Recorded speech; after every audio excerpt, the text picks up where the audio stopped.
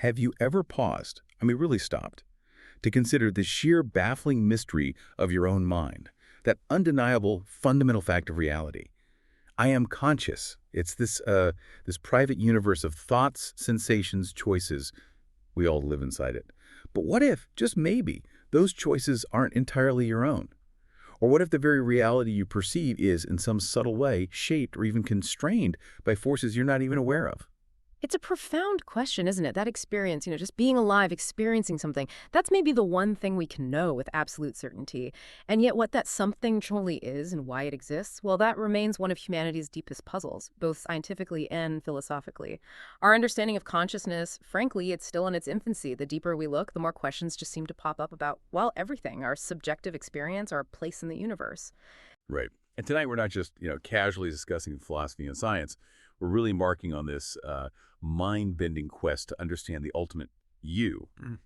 What makes you conscious? Are your choices truly yours? Or are you sort of dancing to a tune played by forces maybe beyond your awareness? And now, with technology advancing so fast, will it empower us? Or will it just refine the methods of control? It's a lot to unpack. We're pulling apart academic papers on the basic requirements for consciousness, diving deep into those ancient debates on free will. We're looking at a really thought-provoking documentary that challenges our whole understanding of reality and exploring these fascinating discussions on groundbreaking AI healthcare systems. It's quite a stack of material, yeah. And it really promises to challenge some of our most deeply held beliefs about ourselves and our world. What's truly compelling here, I think, is the sheer breadth of these discussions. It's huge. We're going to explore how consciousness is defined, and it's way beyond just simple awareness, as we'll see.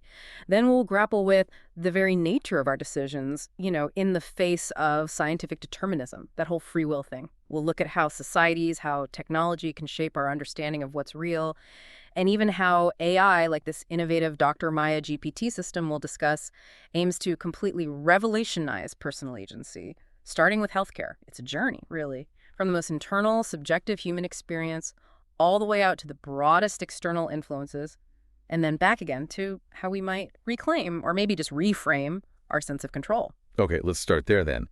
At the beginning, or maybe the ultimate mystery, consciousness itself. It seems like even just defining what we mean by consciousness is a bit of a philosophical minefield. It's clearly more than just, being aware of something. Right. Oh, absolutely. That distinction is crucial. Our sources really emphasize that consciousness is far more nuanced than just simple environmental awareness. It includes things like self-knowledge, having intentions, the ability to introspect, that unique capacity to reflect on your own thoughts and feelings. And critically, what philosophers call phenomenal experience, that's the what it's like aspect. Oh, yeah. The what it's like. Yeah. Like what it's like to taste a lemon or feel joy or that sting of pain. Exactly. Just reacting to stimuli like a bacterium moving towards food, that isn't enough.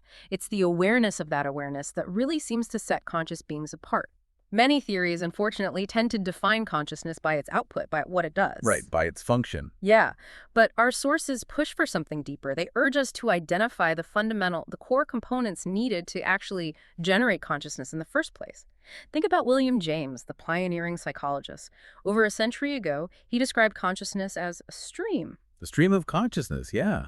I love that metaphor. It emphasizes its continuous flow, right? It's constantly shifting fringes of thought, the endless transitions from one idea to the next. It's not static, it's dynamic, always changing. Okay, so if it's this dynamic stream, and we're looking for these foundational building blocks, what does a conscious mind actually need to be capable of? What are the essential ingredients? Well, looking across the material, several critical requirements seem to urge. First, you absolutely need perception. That's the capacity to sort of approximate and interpret present reality through your senses, building an internal model of the world around you. Okay, perception. Got it. What else? Second, memory. The ability to store that perceptual information, to build up this rich personal framework of past experiences. And it's not just a filing cabinet, right? It's a dynamic archive that constantly informs your present moment. Perception, memory. What's next? Third, building on memory, you need imagination. This is the faculty to consider possible futures, desired futures, to simulate scenarios that haven't actually happened yet. So we're thinking about what if. Exactly. And finally, All of this seems to culminate in a crucial sense of self, the capacity to distinguish you from everything else, where you end and the world begins.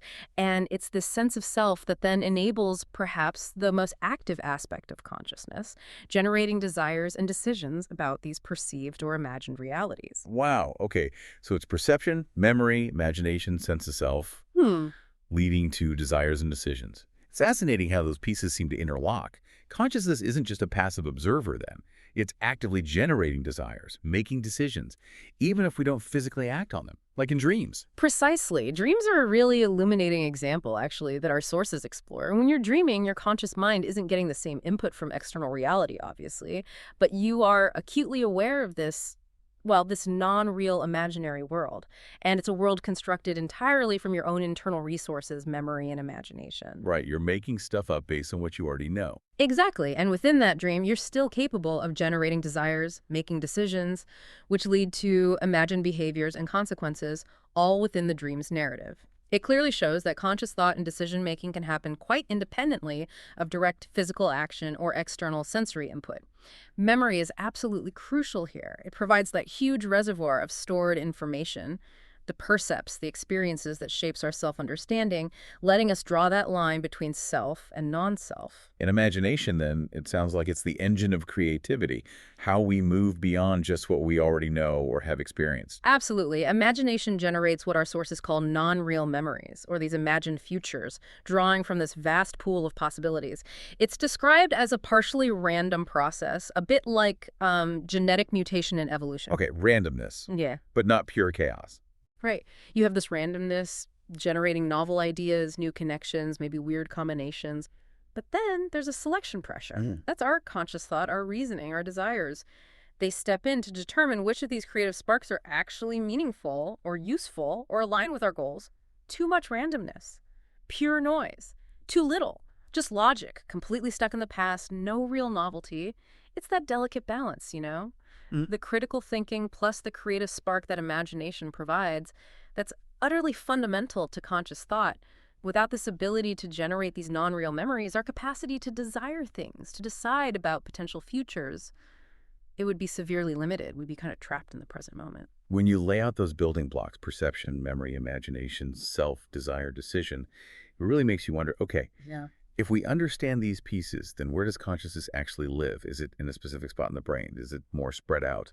Or could it be something that stretches beyond the brain entirely? That is the multi-billion-dollar question, isn't it? It's the focus of intense scientific and philosophical work. And yeah, our sources dive into several prominent theories. So on the neuroscience side, there's the search for the neural correlates of consciousness, the NCCs. Right, the brain activity that goes along with being conscious. Exactly. Identifying specific brain activity patterns that consistently show up when someone is having a conscious experience. We're talking about things like functional connectivity, how different brain regions are talking to each other dynamically, and also these high-frequency gamma band oscillations. They're like synchronized brain waves. Like different parts of the brain humming the same tune. Kind of, yeah. Helping to knit together all the scattered bits of sensory information into one smooth, unified experience. Like seeing a red ball roll, not just redness, roundness, and motion separately.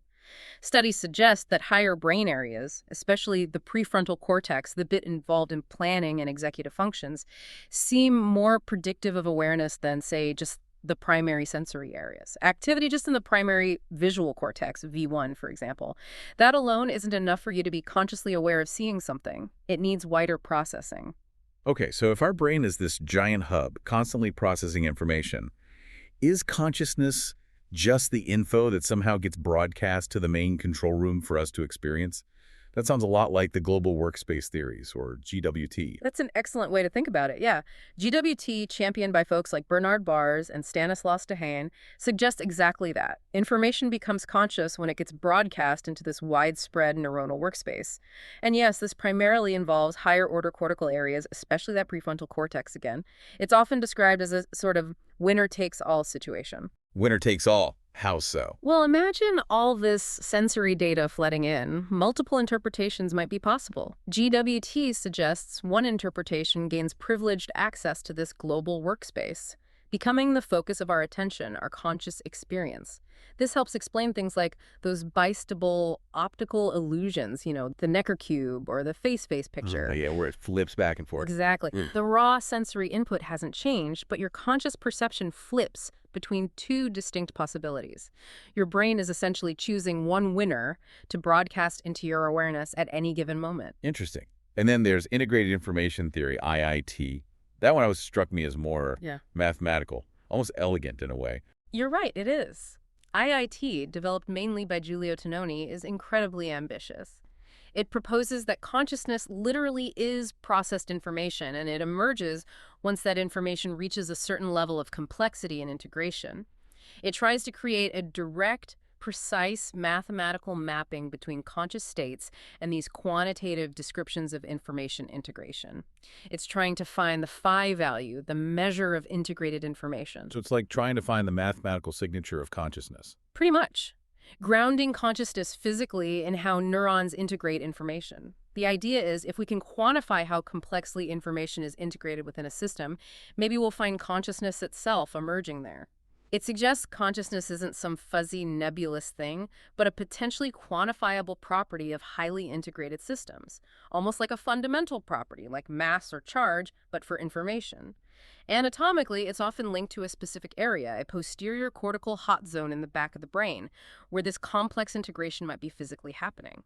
Okay, but I've also heard critiques that many of these theories, GWT, IIT, they describe what consciousness does or where it might be, but they don't really explain why we have it. This subjective feeling, that's where attention schema theory, AST, comes in, right? It tries to tackle the why. Exactly. Professor Michael Graciano, who's a key proponent of AST, makes that very point. He argues many theories describe consciousness but don't truly explain the subjective experience itself. AST offers a different angle.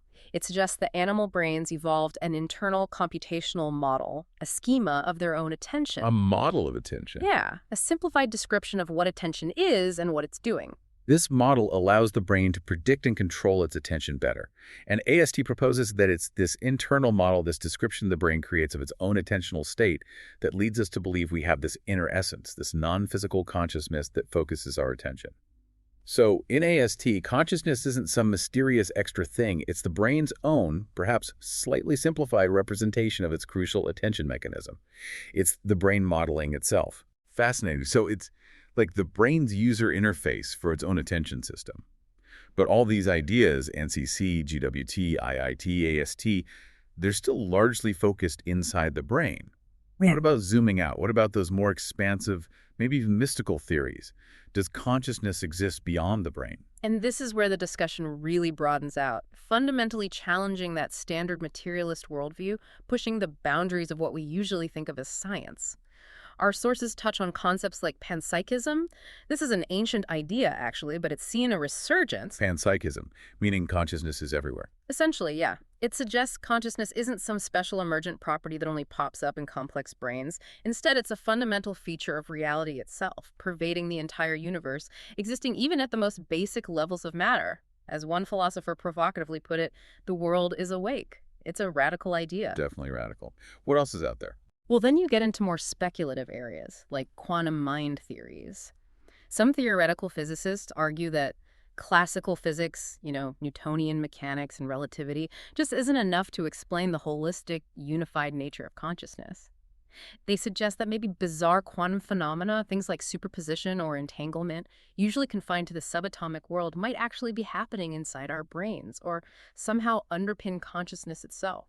Theories like Oort-Shor, proposed by Penrose and Hameroff. Very controversial, those ones. Extremely controversial and largely unconfirmed by experiment.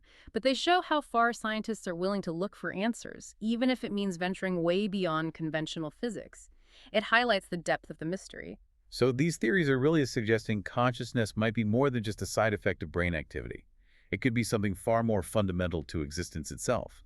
Precisely. Some philosophers and scientists take it even further. They propose that consciousness might actually be the intrinsic interior nature of reality itself, the absolute ground of existence. Some argue that without consciousness, nothing would exist, essentially flipping the script. Consciousness is primary, matter is secondary. Wow. That completely turns materialism on its head. It does. It suggests consciousness isn't just an emergent property of complex matter like the brain, but possibly more fundamental to existence itself.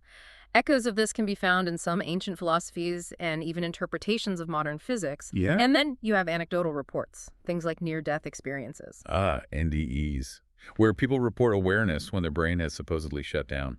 Exactly. People recounting vivid, coherent experiences, awareness, memories, seeing things, sometimes when their brain activity, measured by EEG, was flatlined. Now, these are purely anecdotal, obviously, and subject to many interpretations and skepticism, but they continue to fuel that intriguing possibility. Could consciousness exist, at least in some form, beyond the physical functioning of the brain? It keeps the question wide open. Okay, so if consciousness is this profound, maybe even fundamental internal experience, it immediately throws us into one of humanity's oldest, most unsettling debates. How much control, how much agency do we actually have over it? Are our choices truly ours? Or, when you dig into the science, is our path kind of already laid out? Where do you even begin to untangle that massive question? It's the ultimate question of self-determination, isn't it? The core of the debate pits free will against determinism. Free will. Well, it's generally defined as the capacity of conscious agents like us to choose a future course of action from several genuinely available physical alternatives. So real options, not just the feeling of options. Right. It implies the ability to deliberate, to choose your next mental contents, your thoughts, your intentions before you act physically. If you can't choose your thoughts, is the action really free? Then, in the other corner, you have causal determinism. This is the scientific thesis, essentially, that the future is entirely determined by the past, plus the unwavering laws of nature. Like cosmic dominoes falling. Exactly. Given the precise state of the universe at one moment and all the physical laws, only one future is truly possible. Think of Laplace's demon, that hypothetical superintelligence knowing everything about the past. It could predict the future perfectly. So the dilemma is stark. If everything, including our decisions, is just another effect in a long chain of causes, can we truly choose? Or is that powerful sense of choice just a very convincing illusion? It certainly feels like those two ideas, free will and determinism, are just fundamentally incompatible. How do people try to square that circle? Or do they just say, nope, can't have both? Well, that leads us right into the different philosophical camps. And it forces us to ask, how exactly do we define a free action? Is it just not being chained up? Or does it need some ultimate uncaused spark? Plus, you have that tricky scientific data, like brain activity, apparently starting before we feel like we've decided, that really complicates our intuitive sense of being in charge. Right, the Libet experiments and things like that. Exactly. So broadly, you have two main perspectives on whether free will and determinism can mix. First, there's incompatibilism. This view says, nope, they cannot coexist. If determinism is true, then we fundamentally lack the ability to make choices that weren't already baked in by prior causes. Full stop. Makes sense. If everything's determined, it's determined. Within that view, you have the causal chain argument. It says true free will requires being the ultimate source of your actions, what philosophers call causa sui, being your own cause. If all our choices are ultimately caused by factors totally outside our control, genes, environment, the Big Bang, whatever, then free will, in that ultimate sense, is impossible. Now, within incompatibilism, there's a position called libertarianism, the metaphysical kind, not political. Libertarians believe we have free will, so they must reject determinism. They try to reconcile free will with indeterminism. Indeterminism, like randomness, quantum weirdness. So appeal to that, yeah. Maybe quantum randomness at the subatomic level provides a necessary elbow room for genuinely uncaused choices to bubble up. Others posit something non-physical, like a mind or soul that can step outside the physical chain of cause and effect and initiate actions freely, though that raises its own set of problems, obviously. Okay, so that's incompatibilism. Free will and determinism are enemies. What about the other side? Compatibilism. That sounds like they're trying to broker peace. You could say that. Compatibilism argues that actually free will and determinism can coexist. They aren't necessarily contradictory.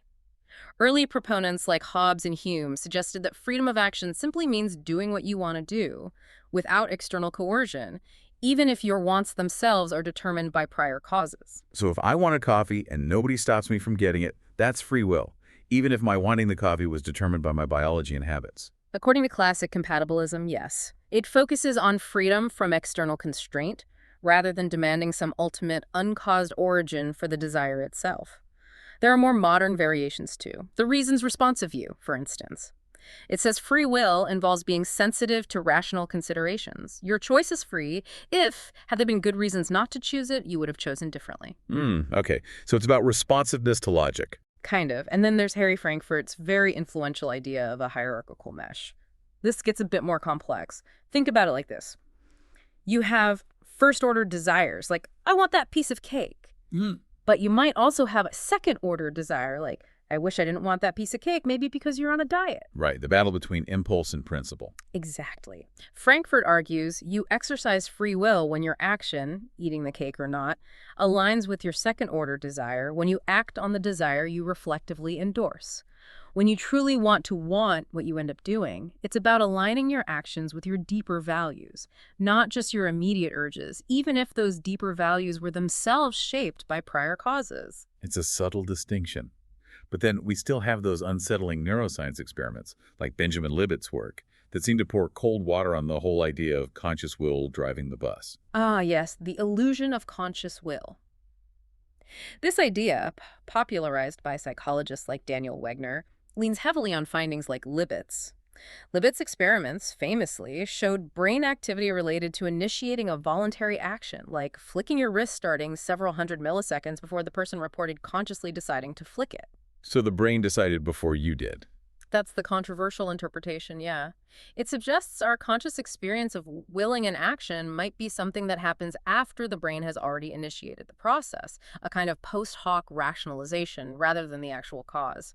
It's a profound challenge to our gut feeling of being in charge moment to moment. But surely there are critiques of that interpretation. Oh, absolutely. Critics point out several things. First, does this readiness potential really represent the decision itself or just a preparatory buildup? Second, maybe our deeper conscious intentions set the stage much earlier, influencing these subconscious processes. And crucially, even if an action starts subconsciously, Libet himself noted there might still be time for a conscious veto. We might retain the ability to consciously stop an action that's already brewing, so maybe free will is more like free won't. The debate is definitely not settled. Okay, let's bring in Robert Sapolsky here, the Stanford neuroscientist. He takes a really firm stance, maybe even radical for some. He argues pretty forcefully for no free will. He says everything from our genes to our ancestors' farming methods, even how our mothers sang to us, it all determines who we are and what we do. If he's right, where does that leave our sense of personal agency? Feel bleak? Sapolsky's argument is incredibly comprehensive, drawing on a massive amount of evidence from neurobiology, genetics, environment, culture, everything. He argues, quite persuasively for many, that all human behavior is the inevitable product of these complex biological and environmental factors stretching back, well, basically forever. He uses this concept of distributed causality. Your action right now isn't just caused by what happened a second ago. It's influenced by stress hormones minutes ago, traumas years ago, your upbringing decades ago, your fetal environment, your genes, even the culture your ancestors lived in centuries ago. It's this vast web of influences. So even the parts of the brain we think are S, like the rational prefrontal cortex, even that is infertile. That's his point. He argues the frontal cortex is often seen as the seat of reason, the part freest from genetic dictates. But precisely because it's so flexible and shaped by experience and environment, it's actually highly subject to environmental determinism. Its amazing adaptability lets us learn complex cultural rules, moral codes, etc. But that adaptability doesn't, in his view, magically grant it freedom from the causal chain. It's just shaped by different inputs. So if Sapolsky's view holds, even what feels like a spontaneous choice, a creative impulse, a unique personality trait, it's just the predictable outcome of all these prior interconnected causes, biological, environmental, historical. That's the thrust of his argument, yes. He acknowledges things like consciousness, maybe even religious belief or music, as emergent properties of complex systems. Like wetness emerges from water molecules, even though one molecule isn't wet. But, and this is crucial, he argues, free will is not an emergent property in the same way. For free will to emerge, he says, the individual components, like your neurons, would somehow have to become free from their own deterministic histories and influences. And in his view, they simply don't. Every neuron fires based on preceding inputs and its current state. If you connect this to the bigger picture, Sapolsky's perspective really suggests that our feeling of choice is the complex result of countless causal chains stretching way beyond our awareness. It fundamentally challenges our basic intuitions about self, responsibility, and who's really in control. Okay, if that's true, hypothetically, if free will is an illusion, what are the societal implications? That seems huge.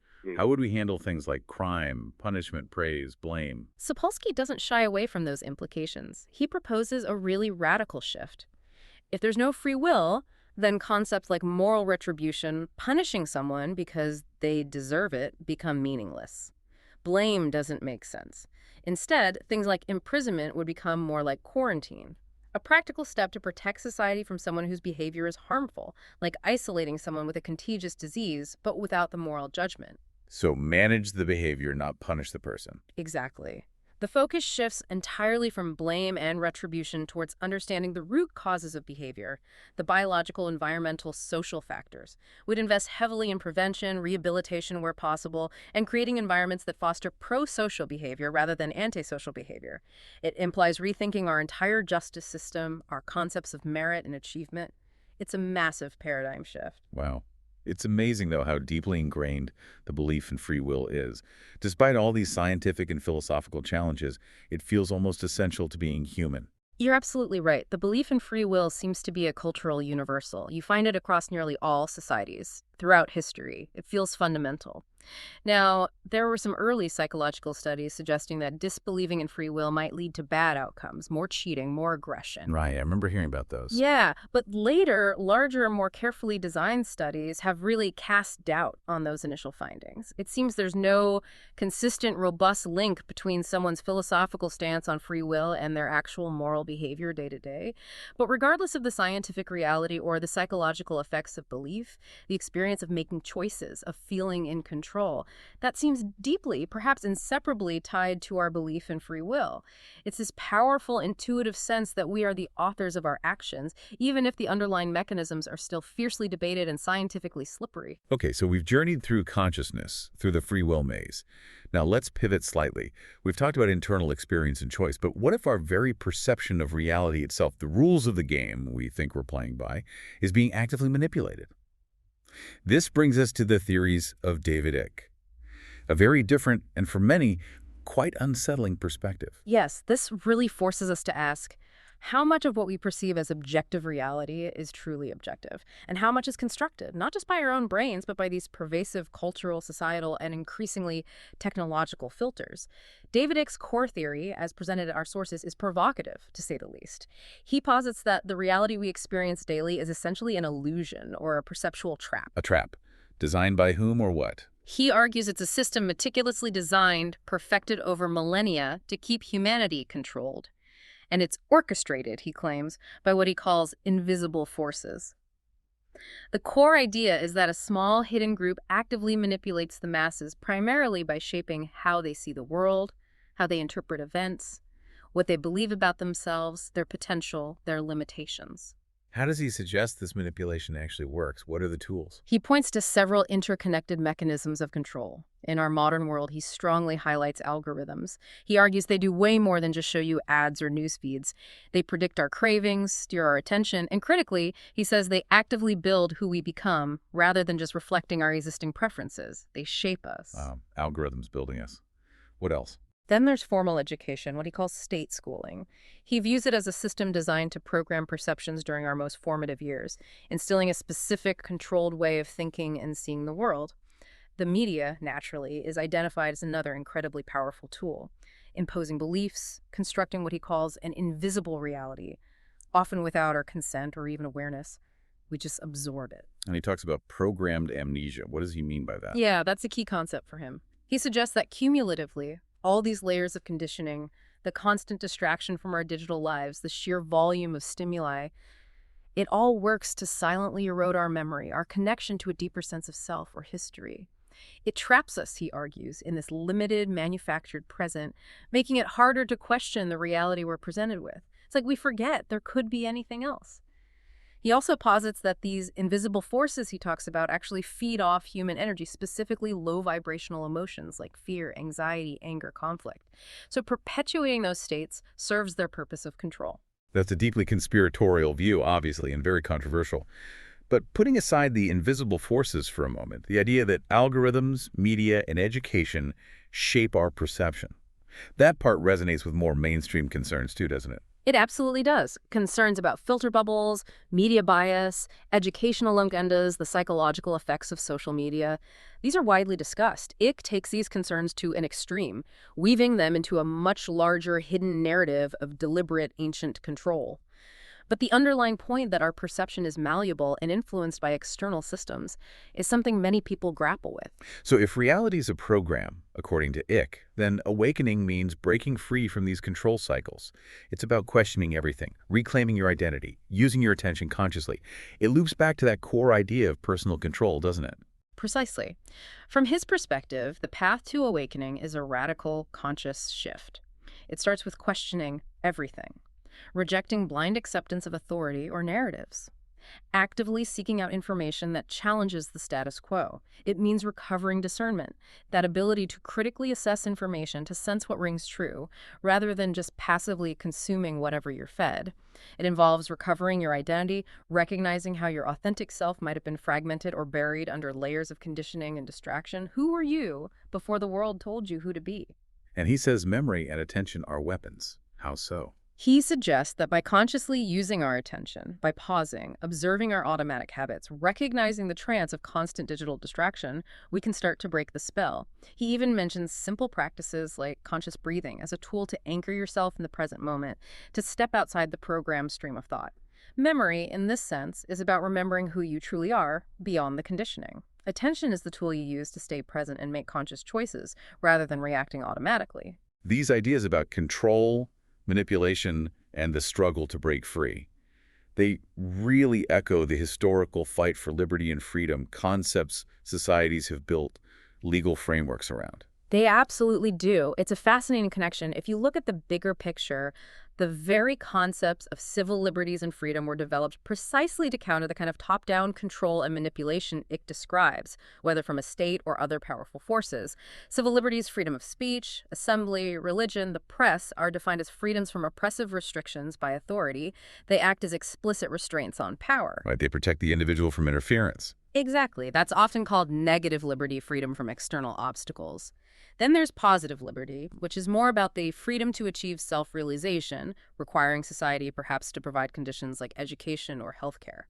But the core idea, especially with negative liberties, is to carve out a sphere of individual autonomy, critical thinking, and action that is protected from undue influence. They're essential for democracy, for protecting minorities, for allowing dissent.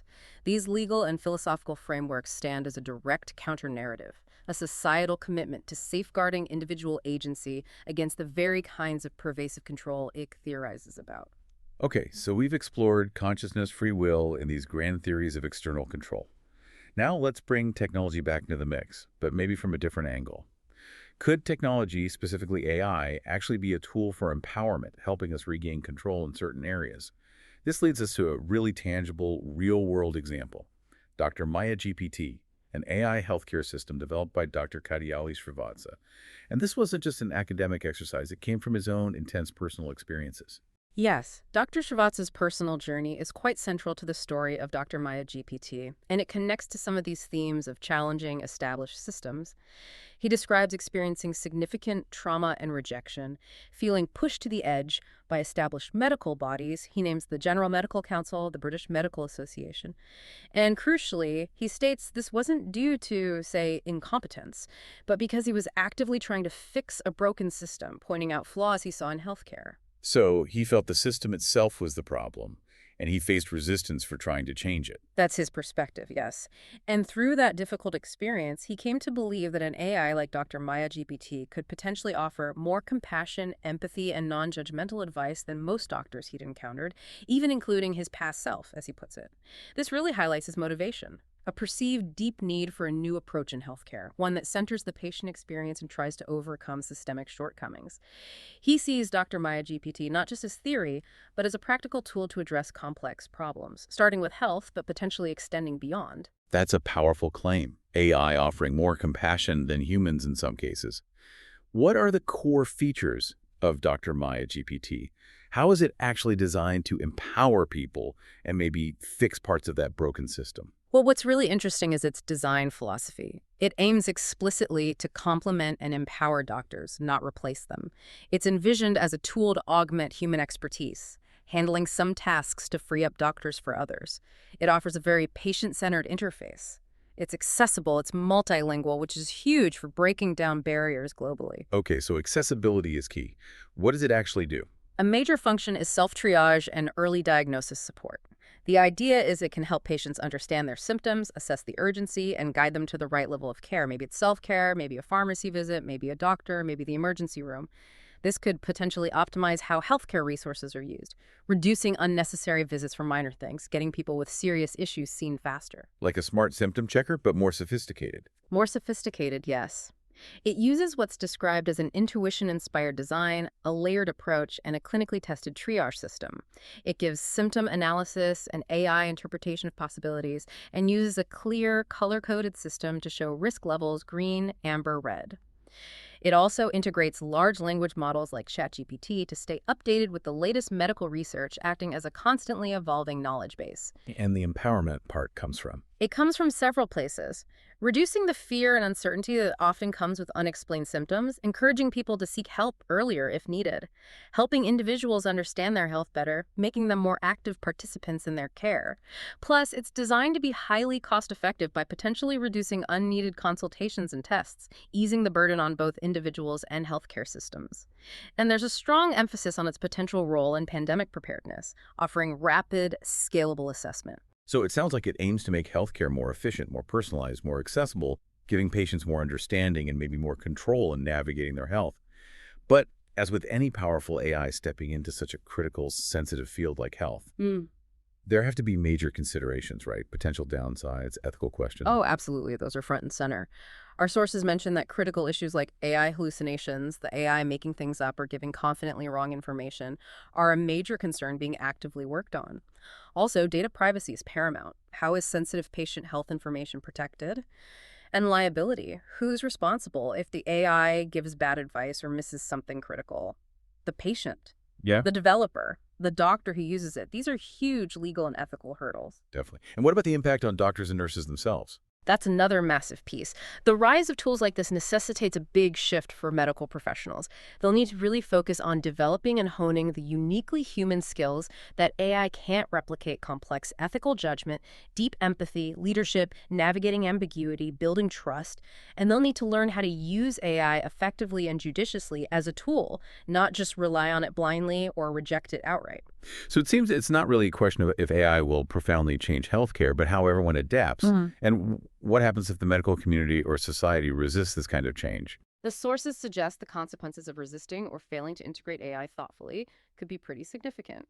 You could see a worsening of the existing strains on healthcare systems, longer waits, more delays, potentially worse outcomes, especially as new challenges like antibiotic-resistant infections keep emerging and systems are already stretched thin. Resistance would also mean slower progress towards more cost-effective care, keeping healthcare burdens high, and perhaps starkly, individual doctors might risk becoming obsolete or marginalized if they don't adapt to using these powerful new tools. The key, according to the developers, is ensuring these systems are ethically grounded, aligned with patient-centered principles, building trust, and hopefully reducing the potential for the kinds of systemic abuses or neglect that can happen now. Dr. Maya GPT's stated aim is very much about enhancing patient autonomy and dignity, giving clarity and support, ultimately putting more control back into the patient's hands. Okay, let's try and weave all these threads together now. It's been quite a journey. We've got the deep mystery of consciousness, the fierce debate over free will, these unsettling theories of external manipulation, and now the rise of potentially empowering AI tools. It feels like a really complex, layered web we've uncovered, doesn't it? How do all these seemingly disparate pieces, from neurons firing to cosmic theories to AI algorithms, connect back to our fundamental sense of agency, of being in control in our own lives? It is a complex web, and the connections are fascinating, sometimes paradoxical. We started right inside, with consciousness defining our subjective reality, that private universe each of us inhabits. But then, immediately, the question of free will pops up. Neuroscience, like Sapolsky's work, casts serious doubt on our intuitive sense of control from within. Are we really driving, or are we passengers in our own biology? Then you layer on the external perspective, like David X theories, suggesting that even our perception of reality, the very lens through which we view the world, might be actively manipulated from the outside by media, education, algorithms, forces shaping our beliefs and sense of self, often without us realizing it. And fear seems to play a role in both the internal and external pictures. Yes, fear is an interesting link. Internally, neuroscience shows how fear responses are deeply wired, often subconscious processes affecting our decisions and physiology. Externally, theories like X propose that fear is deliberately used as a tool for control. Fear of scarcity, fear of punishment, fear of the other, to keep people compliant and prevent them from questioning the system. It's suggested that our conscious thoughts can certainly alter feelings like fear. But these theories focus on how fear might be exploited on a mass scale. It's this constant interplay between our internal states and external pressures. So it's like we're caught in this perpetual push and pull. Internal biological determinism on one side, potential external manipulation on the other, and our conscious sense of self and choice somewhere in the middle, trying to navigate it all. And now AI, like Dr. Maya GPT, enters this arena, offering tangible empowerment, but maybe also introducing new dependencies or forms of influence. Exactly. If we try to connect it all, the thread running through everything, understanding consciousness, grappling with free will, navigating manipulation theories, evaluating AI tools, is this profound, persistent question of human agency.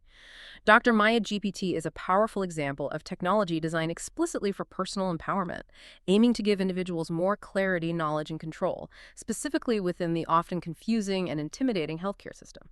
It offers a potential way to reduce fear and uncertainty around illness. So contrast with the ick view. One suggests external control over perception, the other aims for empowerment within a system. Precisely. Dr. Maya GPT aims to enhance individual agency within the healthcare domain. It represents a constructive technological approach to a specific set of problems. Meanwhile, the broader human quest for freedom and civil liberties, those principles enshrined in constitutions and philosophies worldwide, provides the essential counter-narrative and framework for resisting undue influence, whether it comes from a government, a corporation, or even the subtle nudges of an algorithm. These principles are society's attempt to guarantee that space for individual self-determination. It really feels like the ultimate deep dive, then, isn't just into these external sources, but into ourselves. Understanding the mechanisms, internal biology, external influences that shape us. Maybe that's the first, most crucial step towards any kind of genuine self-determination. I think that's a really insightful way to put it. And interestingly, even someone like Sapolsky, who argues strongly against free will, offers a practical takeaway along those lines. He suggests we can observe our own machineness. We can become aware of the distributed causality behind our actions, understand the influences, the levers acting on us, and by understanding those levers, maybe we can learn to consciously intervene, to nudge our own behavior in desired directions. This requires cultivating skepticism, engaging in critical reflection, questioning our automatic impulses, especially, as he notes, when we're tired, stressed, or under pressure. So self-awareness becomes the key. It seems paramount, this internal self-awareness, this commitment to critical thinking and conscious questioning. It becomes absolutely essential in a world where both our internal biology and these vast external information ecosystems are constantly trying to shape our decisions, often below the radar of our conscious minds. It's about actively engaging with the forces that form us rather than just passively letting ourselves be formed. Wow. What an incredible and honestly somewhat overwhelming journey we've taken tonight. We've gone from the deepest philosophical questions about consciousness itself through the minefield of the free will debate into these really challenging theories about how our perception of reality might be shaped or manipulated. And finally, we looked at cutting-edge AI tools like Dr. Maya GPT, designed specifically to empower us, at least in critical areas like healthcare. It's been a huge sweep, looking at the forces defining our inner and outer worlds and our real place within them. It really has. And this exploration, I think, powerfully highlights that our understanding of who we are, how much choice we have, and what reality even is, well, it's far from settled. It's deeply contested territory. The fundamental nature of consciousness remains largely a mystery. The true extent of our free will is constantly under scrutiny from both science and philosophy. And the influence of external forces, societal, technological, on our perceptions is a stark, continuous reminder that we need critical awareness and active discernment now more than ever. So as we wrap up this deep dive, here's something to really mull over. If consciousness is the very gateway to all value and meaning in your life, and if your intuitive sense of free will is constantly being questioned from all sides, what does it truly mean for you to be in control of your own destiny when so many powerful forces, both seen and unseen, internal and external, might be subtly or not so subtly guiding your path? That really is the core challenge, isn't it? Is the ultimate goal, as some might suggest, just to find the right system, the right tool, the right authority, and basically stop thinking. letting it provide the solutions, whether it's for health, finance, or anything else? Or is true empowerment found somewhere else? Is it found in deliberately cultivating that critical discernment, that deep self-awareness, that relentless questioning? We talked about the tools needed to actively navigate this increasingly complex reality for ourselves. Perhaps the answer isn't about finding one single definitive solution or controller. Maybe genuine agency lies in the ongoing, conscious process of questioning, reflecting, and choosing for ourselves, day by day, moment by moment, actively shaping our own understanding and actions, even when faced with these profound and pervasive internal and external influences.